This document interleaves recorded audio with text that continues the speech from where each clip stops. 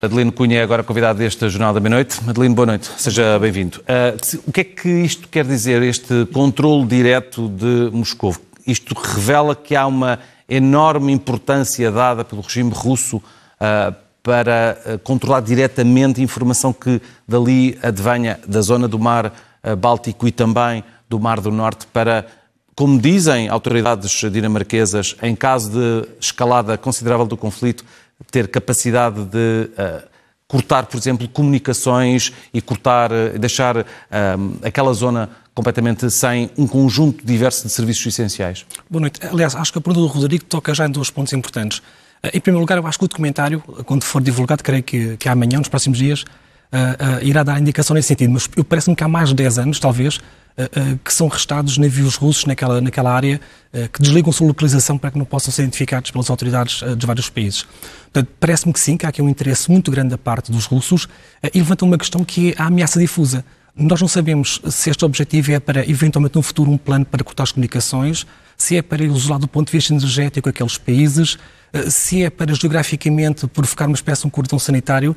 E esta ameaça difusa, ou seja, o que é que se pretenderá fazer com isto, a ser verdade, de facto se confirma este envolvimento a este nível do Estado russo, o que é que isso pode contribuir para este ambiente militarista? As televisões públicas da Dinamarca, Suécia, Noruega e Finlândia tiveram acesso a milhares de horas de comunicações que estiveram a ser descodificadas. E vale a pena recordar que existem naquela zona do Mar do Norte, desde a Noruega até a Holanda, a Dinamarca, inúmeros gasodutos que são hoje em dia absolutamente essenciais para contornar o problema do Nord Stream 1 e que já não está a funcionar. Verdade. Aliás, estes navios não estão apenas no Mar do Norte, vão até à costa do Reino Unido. Houve já alguns registros nesse sentido. Portanto, levanta-se questões muito pertinentes sobre o que é que se pretenderá ao rastrear este tipo de informação. A questão da ameaça difusa é que me parece que é mais relevante porque não sabe ao certo o que é que se pretende fazer, sendo que sabe que aquela zona é de um enorme valor estratégico. Portanto, o facto de haver uma atenção sobre esta região é preocupante e já agora estamos a falar da nova fronteira da NATO. A Suécia e a Finlândia vão aderir à NATO, a Finlândia já entrou, a Suécia de entrar, portanto isto levanta uma questão ainda mais dramática do ponto de vista da retórica belicista, que é a proximidade cada vez mais do conflito da fronteira da NATO, neste caso a fronteira norte. Portanto, estas questões, se é uma ameaça difusa, não sabe o que é que existe, qual é que é o envolvimento, levanta questões relevantes. E aliás, a propósito dessa questão da energia, vale a pena lembrar a questão do Nord Stream, não é? Que foi sabotado, ainda não sabemos por quem nem condições. Embora, vale a pena dizer isso, os russos pediram ao Conselho de Segurança da ONU que fizesse uma investigação, pediram até que fosse António Guterres que liderasse essa investigação, e o Conselho de Segurança votou essa pretensão. Aliás, foi só a China, o Brasil e a própria Rússia que votaram a favor, os outros todos abstiveram-se e impediram essa investigação. Talvez fosse bom que a própria comunidade internacional começasse por aqui, no princípio de transparência, por deixar que tudo fosse investigado até ao final. Muitas coisas que acontecem hoje em dia são, se não cópia, são uma evolução de outras coisas do passado. E já que o Adelino é historiador, que acontecimentos semelhantes em termos de sabotagem, de investigação de espionagem para sabotar alguma coisa, existiram nomeadamente durante o período da União Soviética, e o que é que aconteceu para que nós possamos perceber se existem pontos em comum e, portanto, antecipar o que possa acontecer nesta situação? Eu acho que qualquer país, quando está em conflito, usará certamente todo esse tipo de estratagemas. Sabotagem, contra-espionagens, execução de oposições internas, etc. Mas do ponto de vista estratégico, e há pouco estava a recordar-me disso, a questão da Noruega e do Norte da Europa foi, aliás, alvo de uma invasão nazi na Segunda Guerra Mundial. A Noruega foi invadida precisamente para que os nazis garantissem apenas duas coisas. Garantissem estrategicamente aquela região do globo, o que era muito relevante relativamente à posição da Grã-Bretanha, e também para garantir o acesso à matéria-prima da guerra, que era o ferro. Portanto, a matéria-prima da guerra e o controle estratégico naquela região não é uma coisa nova. Portanto, este fator parece-me que vale a pena que nós estejamos atentos a ele e vale a pena esperar, acima de tudo, pelas fontes que o documentário irá trazer. Provavelmente serão fontes dos serviços de informações de vários países, creio que 3 países, portanto, vale a pena estar atento a isso e quais é que são os detalhes que factam por detrás da situação. Sabermos antecipadamente que o Kremlin irá, evidentemente, negar qualquer envolvimento.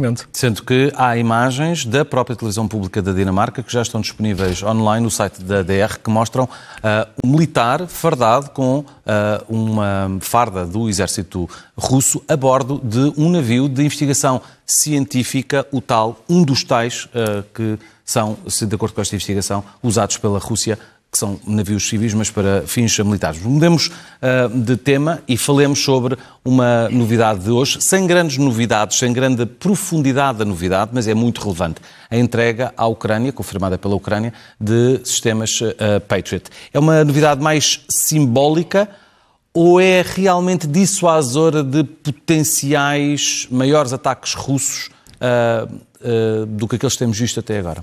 Esse é sido o equívoco. Nós achamos que fornecer armamento à Ucrânia, com toda a legitimidade que está por trás do assunto, que é meramente simbólico. Não tem nada simbólico. Em primeiro lugar, não tem simbólico porque representa uma arma que é importante para a Ucrânia, defende o seu espaço aéreo. Por outro lado, é fornecida pelos Estados Unidos, que são também os produtores desse armamento, e vão colocar aqui, mais dia, menos dia, uma dificuldade, que é qual é que é o nível de armamento que a seguir a Ucrânia terá. Aliás, a entrega destes mísseis Patriot, dessas baterias, vem na sequência da visita de Zelensky aos Estados Unidos. Foi um dos pedidos que o Presidente da Ucrânia fez, e o pedido seguinte era um envio de aviões de combate. E o Primeiro-Ministro chanceler alemão reafirmou exatamente durante estes dias que há uma linha vermelha que ele não pode passar, que desde o início que a Alemanha disse que uma zona de exclusão aérea estava fora de causa. Portanto, aviões de combate nem pensar. Fornecendo, nesta altura, os mísseis Patriot, restará para defender o espaço aéreo da Ucrânia dos ataques soviéticos a arma seguinte. E o passo seguinte... Peço desculpa. Isto é por deficiência profissional. O passo seguinte, penso eu, que será de facto exigir esses aviões. Isso colocará uma pressão muito grande, parece-me, sobre a Alemanha. É bom de ver que a Alemanha tem vindo até agora prudentemente a resistir ao envio de armamento, quando chegar a um nível em que não haja mais nada para dar à Ucrânia, que não sejam aviões de combate, se nós acharmos que essa é a solução, e eu acho que não é essa a solução, mas como nós temos esta deriva armamentista, enfim, sem que se veja fim à vista, vai haver uma dificuldade que se vai colocar também à própria Alemanha, parece-me a mim. Mas já agora, falando sobre questões que pudessem ser de alternativa, nomeadamente em matéria de conseguir convencer as partes a pararem, a chegarem a um cessar-fogo, para poderem depois, eventualmente, avançarem para negociações de paz concretas. O que é que seria possível utilizar a globalidade do planeta, países ocidentais, Índia, China, Brasil, para convencer ambas as partes a pararem, nomeadamente a Rússia? O Rodrigo, permite-me só uma nota prévia. Houve dois países que começaram a falar sobre a paz. Primeiro, o presidente chinês... A Turquia, há meses. Sim, num contexto muito concreto. Na fase inicial do conflito, a China, o presidente chinês visitou a Rússia e foi imediato descredibilizada a sua proposta de paz, e agora o presidente brasileiro, que veio falar sobre a necessidade também de haver um acordo de paz. Hoje também o presidente angolano voltou a falar sobre o assunto.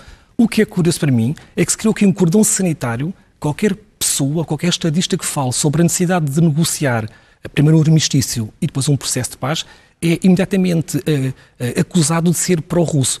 Enquanto nós temos esta confusão de que as pessoas defendem o armistício e que defendem um processo de paz, não estão, em primeiro lugar, a defender a invasão, ou justificar a invasão, e muito menos a ser putinistas. Quando ultrapassamos esta barreira emocional, nós vamos começar a fazer essa discussão que o Rodrigo está agora a colocar bem. Mas primeiro é preciso acabar com este cordão sanitário.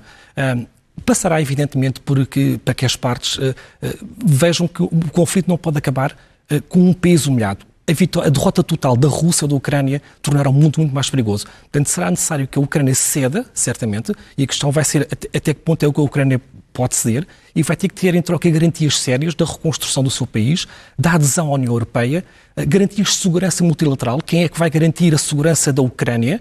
E a Rússia certamente também quererá que parte dos territórios que conquistou até agora sejam considerados nessa negociação. Eu diria, citando um célebre filósofo espanhol, que a formulação do problema deve conter já parte da solução, ou pelo menos não deve conter nada que a prejudique. E neste momento não parece que haja esforço de ninguém para construir esse diálogo. Por falar em problema, Vladimir Putin está com muitos problemas e um deles está, para além de não avançar para além daquilo que se esperava que ele avançasse em território ucraniano, está aparentemente com problemas de entrega de bens a zonas que a Rússia anexou ilegalmente, nomeadamente no Donbass, e que este problema terá de ser resolvido pelo governo russo, agora com uma ordem específica do presidente russo. Que dificuldades é que existem e porquê é que elas existem? Aquilo que parece que aquilo que parece mais evidente, que é o caráter artificial da anexação, não é? Nós às vezes discutimos muito a retórica, mas anexar um território, fazer um referendo ilegal, dar nacionalidade, como eles estão a fazer àquela população, impor a moeda, o rublo russo como uma moeda, isso só por si não significa que, de facto, o território seja revertido para a Rússia. Esse tipo de destruição, que é aquilo que tem baseado a retórica russa, é muito mais interessante do que discutir, acho eu, os Patriot e os aviões que vão chegar à Ucrânia. Mas é importante dizer isto, é que aquela região, do ponto de vista da retórica russa, é muito relevante. Não é apenas aquela cidade, aquela região. Do ponto de vista histórico, e Putin tem reivindicado isso, faz parte da sua Rússia histórica. Ou seja, é uma cidade que é fundada por Catarina a Grande no século XVIII, é uma cidade que depois, e a região inteira, que foi cedida pelos bolcheviques à Alemanha na Primeira Guerra Mundial, que depois foi recuperada e integrada em 22 na União Soviética e que depois foi novamente perdida para os alemães na Segunda Guerra Mundial. Portanto, é um território que, do ponto de vista histórico, os russos têm dito que é seu. Aliás, o Putin até diz que a Ucrânia é uma invenção bolchevique, porque, de facto, o país nasceu neste contexto concreto e porque parte dos territórios foram depois concedidos por vidas conquistas de Stalin. Portanto, esta discussão histórica, que também dá mais relevo a esta dificuldade que Putin tem em anexar aquilo que seria, no fundo, uma parte daquilo que ele erradamente chama como a Nova Rússia. Adelino Cunha, muito obrigado por vir ao Jornal da Meia-Noite. Boa noite.